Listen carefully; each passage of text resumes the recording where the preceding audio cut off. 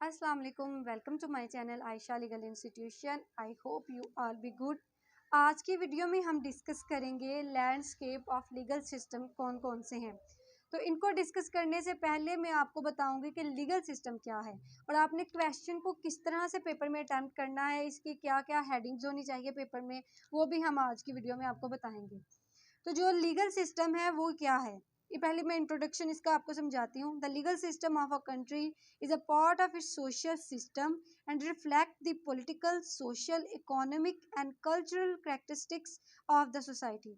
इसमें ये कहा गया है कि जो लीगल सिस्टम है वो एक कंट्री का एक सोशल सिस्टम होता है, जिसमें उसके सियासी, समाजी, सकाफती और उसके जो इकोनॉमिक माशियात के रिलेटेड जितने भी उसके असूल हैं, उसके कैरेक्टरिस्टिक्स हैं, जितने भी उसके रूल्स हैं, वो सारे इसमें शामिल होते हैं। जैसे हम इस्लामिक सिस्टम की बात कर लेते हैं, तो इस्लामिक सिस्टम में ये है कि आर्टिकल 227 है कॉन्स्टिट्यूशन ऑफ पाकिस्तान 1973। तो वो ये कहता है कि जितने भी रूल्स एंड रेगुलेशंस होंगे पाकिस्तान में, वो किसने इन्फोर्स करवाए होंगे, वो कुरान और सुन्ना के रसूलों पर मबनी होंगे और उसी के मुताबिक ही पाकिस्तान में जितने भी असूल और ज़वाबत होंगे वो कुरान और सुन्ना के रूल्स को देख के ही बनाए जाएंगे। अब हमारा जो कुरान पाक है हमारे लिए एक मुकद्दस किताब है, इसमें ज़िंदगी के तमाम तर असूल बता दिए गए हैं। इसमें समाजी भी असूल हैं, इसमें माशियात के रिलेटेड भी असूल हैं, इसमें सियासियात के रिलेटेड भी असूल हैं,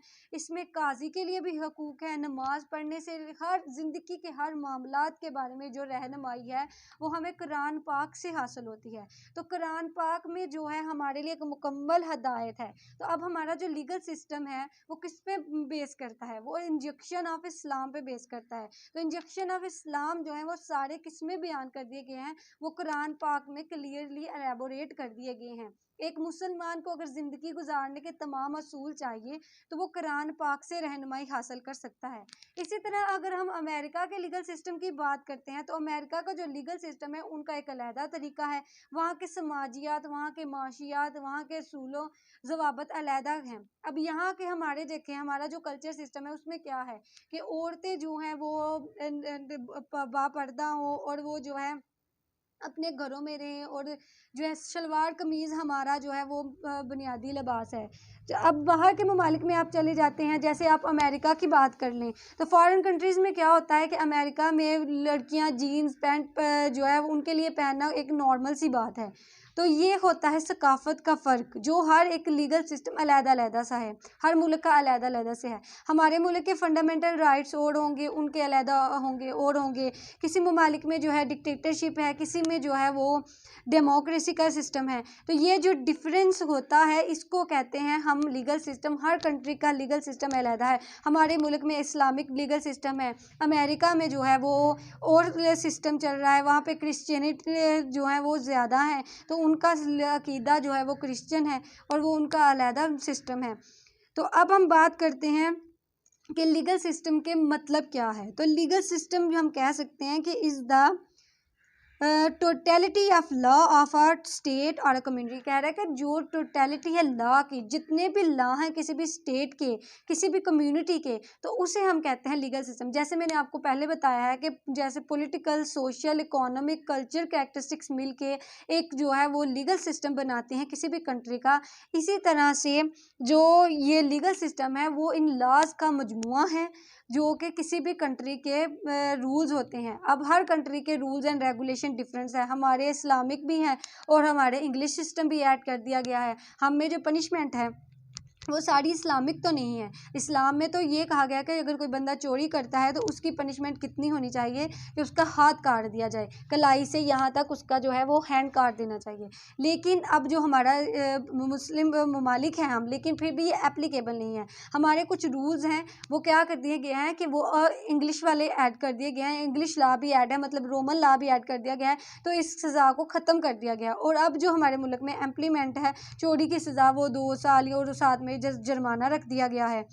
अब देन हम बात करते हैं डेफिनेशन ऑफ लीगल सिस्टम क्या है। तो legal system is the process और procedure for interpreting and enforcing law. कह रहा है कि ये एक प्रोसेस है जिसमें लॉ को इंटरप्ट किया जाता है, उसमें अमेंडमेंट की जाती है, लॉ को सीखा जाता है। लॉ का प्रोसीजर क्या है, जैसे हमारे पास मौजूद है पीपी पेनल कोड, तो इसमें सारे पनिशमेंट्स बयान कर दी गई हैं कि अगर कोई बंदा चोरी करता है तो उसकी ये सज़ा है, अगर कोई बंदा जो है वो डकैती करता है तो उसकी ये सज़ा है। तो ये डिफरेंट रूल्स हैं जो कि पाकिस्तान पेनल कोड में प्रेस्क्राइब कर दी गई हैं पनिशमेंट डिफरेंट ऑफेंस की। तो ये हमारा लीगल सिस्टम है। अब इसके बाद आता है कि स्ट्रक्चर क्या है लीगल सिस्टम का। तो सिंपली मैंने आपको पहले बता दिया था कि जो भी पॉलिटिकल, सोशल, इकोनॉमिक रूल्स हैं किसी भी कंट्री के, उसको हम उसका लीगल सिस्टम कहते हैं। और लीगल सिस्टम किस पे बेस होता है, जो उसके रूल्स एंड प्रिंसिपल्स होते हैं, जो भी किसी मुल्क का कॉन्स्टिट्यूशन होता है उसको हम कहते हैं। उस मुल्क में जो रूल्स चल रहे हैं, जो सिटीजन के फंडामेंटल राइट्स हैं, जो सिटीजन की ड्यूटीज़ हैं, उनको हम कहते हैं कि ये है लीगल सिस्टम। अब हम बात करते हैं जो हैं जी इसके लैंडस्केप्स। तो बिल्डिंग ब्लॉक्स जो हैं लीगल सिस्टम के वो क्या हैं। रूल ऑफ लॉ है, उसके बाद सेपरेशन ऑफ पावर है, फिर एग्जेक्टिव है, फिर जुडिशियल रिव्यू है, ह्यूमन राइट्स हैं। तो पहले हम बात करते हैं रूल ऑफ लॉ की। रूल ऑफ लॉ क्या है, अब आपने पढ़ा होगा LLB पार्ट 1 में, उसमें भी रूल ऑफ लॉ का एक टॉपिक है डाइसी एक्सपोजिशन का। तो डाइसी ने इस टर्म को सबसे पहले यूज़ किया था अपनी बुक लिस्ट स्पीड में। उसमें उन्होंने फर्स्ट टाइम जो है कंसेप्ट दिया था किसका, रूल ऑफ लॉ का। उन्होंने कहा था कि लॉ इज़ द सुप्रीम, कि लॉ जो है वो सबसे सुप्रीम है, सारे जो हैं वो लॉ के नज़दीक इक्वल हैं, सबके लिए लॉ एक जैसा है, सब लॉ के नज़दीक इक्वल है, चाहे वो अमीर है चाहे वो गरीब है, चाहे वो सुपीरियर है चाहे वो इन्फीरियर है, चाहे वो अमीर है चाहे गरीब है, या उसके पास ज़्यादा पावर है या कम पावर्स है। तो इस लिहाज से उन्होंने कहा था कि सब जो पर्सन है वो लॉ के नज़दीक क्या होंगे, इक्वल होंगे, कोई भी लॉ से अबव नहीं होगा, लॉ ही प्रीवेल करेगा हर एक के ऊपर। तो सबसे पहले हम रूल ऑफ लॉ की डेफिनेशन देखते हैं। तो rule of law is the supremacy of law, कि मतलब जो रूल ऑफ लॉ है वो सुप्रीम है।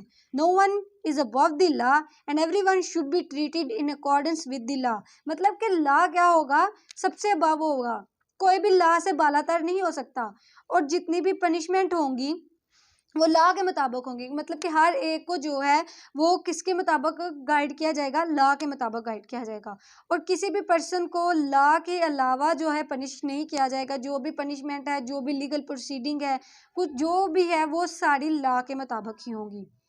तो ये जो है ये 4th सेंचुरी में फर्स्ट टाइम अरिस्टोटल ने जो है वो रूल ऑफ लॉ का कॉन्सेप्ट दिया था। उसके बाद जो है डाइसी ने इसको, एक्सपोजिशन ने इसको दिया, और यही कहा कि जो है सब लॉ के नज़दीक इक्वल होंगे, कोई भी लॉ से अबव नहीं होगा। इसी तरह से एक केस लॉ है, एक क्वेश्चन में आपने सिर्फ जस्ट एक केस लॉ लिखना है। ये जुडिशियल लेवल पे जब CG के एग्ज़ाम होते हैं तब आप जो है वो ज़्यादा केस लॉ एक क्वेश्चन में पुट कर सकते हैं, लेकिन LLB के लेवल पे आप जो है एक क्वेश्चन में जस्ट सिर्फ एक जो है वो लिख सकते हैं केस लॉ। अब ये केस है यूसुफ रज़ा गिलानी केस। तो इस केस में क्या हुआ था कि उसको प्रूव कर दिया गया कि जो यूसुफ रज़ा गिलानी प्राइम मिनिस्टर है वो एक करप्ट लीडर है। अब करप्ट लीडर जो है वो रूल ऑफ लॉ के नज़दीक ये था कि वो क्या किया, उसने उसके क्राइम किया है, उसने एक ऑफेंस किया है जो कि स्टेट के अगेंस्ट है, स्टेट के। तो फिर उसको क्या किया गया, पनिश किया गया, रूल ऑफ लॉ को सुप्रीम कर दिया गया, रूल ऑफ लॉ को प्रिवेल कर दिया गया, और प्राइम मिनिस्टर को भी जो है वो सज़ा दी गई। देन उसके बाद सेपरेशन ऑफ पावर आ जाता है। सेपरेशन ऑफ पावर आपने पॉलिटिकल साइंस में पढ़ा होगा, एक टॉपिक है। उसमें सेपरेशन ऑफ पावर में क्या बताया गया था, उसमें ये कहा गया था, मॉन्टेस्क्यू की थ्योरी है सेपरेशन ऑफ पावर। तो उसमें ये कहा गया था कि जो लेजिस्लेशन, एग्जेक्टिव, जुडिशरी, ये 3 ऑर्गन होंगे स्टेट के। अब ये 3 ऑर्गन जो हैं इनमें पावर्स को इक्वली डिवाइड कर दिया गया। पावर्स को इस तरह से डिवाइड किया गया कि जो लेजिस्लेशन है उनका क्या काम होगा, लेजिस्लेचर्स ने रूल्स बनाने हैं, कानून साजी का काम किसका है, सारा वो लेजिस्लेशन का ही है। और सारे जो मुल्क में रूल्स हैं, जो भी बिल पास होंगे वो सारे किसने करने हैं, वो लेजिस्लेशन ने ही करने हैं। देन उसके बाद बात आ गई एग्जेक्टिव की। तो एग्जेक्टिव का क्या काम था, एग्जेक्टिव का काम ये था कि जितने भी मुल्क में रूल्स बन गए हैं, जो लेजिस्लेचर्स ने रूल्स बना दिए हैं, उनको मुल्क में इम्प्लीमेंट करवाना है। तो वो काम किसका है, वो है एग्जेक्टिव एग्जेक्टिव का। देन उसके बाद आता है आपका जुडिशरी। तो जुडिशरी क्या करता है कि जुडिशरी ने उन रूल्स को एप्लीकेबल करवाना होता है, और जो बंदा उनको फॉलो नहीं करता उनको जुडिशरी जो है वो पनिश करती है। तो ये 3 ऑर्गन होते हैं हर स्टेट के, और हर स्टेट में ये एप्लीकेबल, कहीं पे 2 ऑर्गन भी हो सकते हैं, लेजिस्लेशन और जुडिशरी, कहीं पे 3 ऑर्गन है। पाकिस्तान में 3 ऑर्गन है, इसी तरह अमेरिका में भी 3 ही ऑर्गन है, इंडिया में भी 3 ऑर्गन है। आप ये एग्जाम्पल लिख सकते हैं क्योंकि आप लीगल सीख सकते हैं, क्योंकि आप पूरे ग्लोब की बात कर रहे हैं। ग्लोब आपको पता है क्या होता है? ग्लोब जो है उसमें हम डिफरेंट कंट्रीज़ की बात कर रहे होते हैं, पूरे जो वर्ल्ड है उसकी हम बात कर रहे हैं, पूरे वर्ल्ड की हम लीगल सिस्टम की बात कर रहे हैं, ना कि एक सिटीज़न, एक जो कंट्री है या एक कम्युनिटी है उसके लीगल सिस्टम की बात कर रहे नहीं है। हम पूरे वर्ल्ड की बात कर रहे हैं, उसमें India, Japan, China, France, Pakistan, America सब शामिल होते हैं। तो आप इसमें बताएंगे कि पाकिस्तान में क्या लीगल सिस्टम है, इंडिया का लीगल सिस्टम क्या है, अमेरिका का लीगल सिस्टम क्या है। अच्छा, उसके बाद अब आता है हमारा जो है जी ह्यूमन राइट्स। जुडिशियल रिव्यू हम कर लेते हैं पहले। तो जुडिशियल रिव्यू क्या होता है? जुडिशियल रिव्यू होता है नज़रसानी करना। लाइक जो मुल्क में अब कानून बना हुआ है, तो अगर उसमें कोई इम्प्लीमेंट करवानी है, मतलब अब जो डिसीजन दिया है जज ने, जज साहब का जो डिसीजन है वो बेस करता है कि अब एक पार्टी अग्रीव्ड है, उसको लगता है कि जज साहब ने जो डिसीजन दिया है वो बेस नहीं करता है ट्रू डिसीजन पे, तो वो क्या करेगा कि उसके खिलाफ जो है रिव्यू की एप्लीकेशन दायर करेगा हायर अथॉरिटी में। सबॉर्डिनेट कोर्ट ने अगर डिसीजन दिया है और अग्रीव पार्टी समझती है कि ये डिसीजन ठीक नहीं है, तो वो अपील करेगा उससे हायर अथॉरिटी में, और हायर अथॉरिटी फिर उस रिव्यू एप्लीकेशन को देखती है, उस डिसीजन को देखती है कि आया ये डिसीजन गलत है या सही है, फिर उसके मुताबिक जो है वो प्रोसीडिंग करती है, और फिर पार्टी के हक में या पार्टी के खिलाफ जो डिसीजन है वो हाई अथॉरिटी लेती है। ये होता है जुडिशियल रिव्यू। इसका बहुत ही जो है इम्पोर्टेंट केस ला है, इसमें मरबरी वर्सेस मेडिसन केस ला है, ये बहुत इंपॉर्टेंट केस ला है। देन उसके बाद आता है आपका ह्यूमन राइट्स। एग्जेक्टिव भी आपको मैंने पहले बता दिया कि एग्जेक्टिव क्या है। एग्जेक्टिव एक ऐसी ब्रांच होती है जिसने रूल्स को इम्प्लीमेंट करवाना होता है, रूल्स को लगवाना है किसी भी स्टेट के अंदर, उसने जो है रूल्स जो बनाए गए हैं उनको इम्प्लीमेंट करवाना किसका काम है? एग्जेक्टिव का काम है। देन उसके बाद आता है ह्यूमन राइट्स। अब ह्यूमन राइट्स जो इंटरनेशनल लेवल पे हम डिस्कस करते हैं, फंडामेंटल राइट्स और पहले ह्यूमन राइट्स में आपको मैं डिफरेंस बताती हूँ वो क्या है।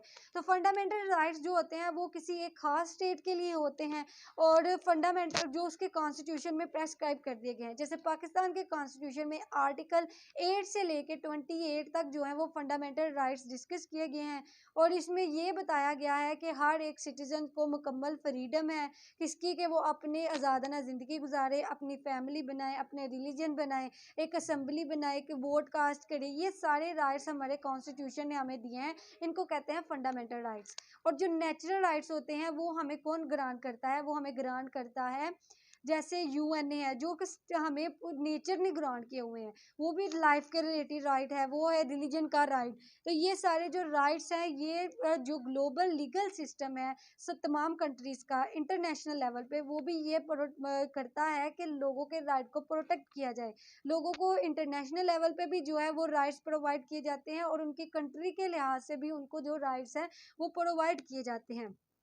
अब जो इंटरनेशनल पे लेवल पे राइट्स हैं वो है universal declaration of human rights. ये आपने एलएलबी पार्ट 1 पॉलिटिकल साइंस में भी टॉपिक पढ़ा होगा। इसमें जो है 1 से लेके 17 तक कुछ राइट्स दिए गए हैं। उसमें ये बताया गया है कि एक दूसरे ममालिक की जो सालमियत है उसका ख्याल रखा जाए, दूसरे ममालिक के साथ अच्छे तल्लुकात कायम किए जाएँ, और दूसरों की ज़िंदगियों को जो है वो नुकसान ना पहुँचाए। हर एक पर्सन को राइट हासिल है कि वो एक मुल्क से दूसरे मुल्क में जो है वो फ्रीली जा सकता है। विद साथ में कुछ जो है वो रिस्ट्रिक्शंस भी लगा दी गई हैं, लीगल रिस्ट्रिक्शन, उनको पूरा करके तो फिर वो एक मुल्क से दूसरे मुल्क पे ट्रैवल कर सकता है। तो ये होते हैं कुछ ह्यूमन राइट्स जो कि एक स्टेट के सिटीजन को या फिर जो है कंट्रीज़ के दरमियान में जो है मुआहदा हो रहा होता है, उनके दरमियान में जो है लोगों को इंटरनेशनल लेवल पे कुछ राइट्स जो हैं वो दिए जाते हैं कि वो एक ममालिक से दूसरे ममालिक में जाके जॉब्स भी कर सकते हैं, ट्रैवल भी कर सकते हैं, विजिट भी कर सकते हैं, एज ए टूरिस्ट टूरिस्ट, तो ये सारे वहाँ पे रेजिडेंट्स भी इख्तियार कर सकते हैं। तो ये होते हैं हमारे ह्यूमन राइट्स। तो आपको मैंने 5 जो हैं वो ग्लोबलाइजेशन सिस्टम के जो लैंडस्केप थे वो मैंने आपके साथ डिस्कस कर दिए हैं। तो ये 5 जो हैं, अगर आपको ये समझ आई हो तो मेरी वीडियो को लाइक भी कीजिएगा और चैनल को सब्सक्राइब भी कीजिएगा। और इसके साथ साथ हमने ऑनलाइन क्लासेस का आगाज़ भी किया है, और जो बच्चे ऑनलाइन क्लासेस लेने में इंटरेस्ट हैं वो हमसे कॉन्टेक्ट कर सकते हैं। मिलते हैं एक और नई वीडियो के साथ, तब तक के लिए अल्लाह हाफिज़।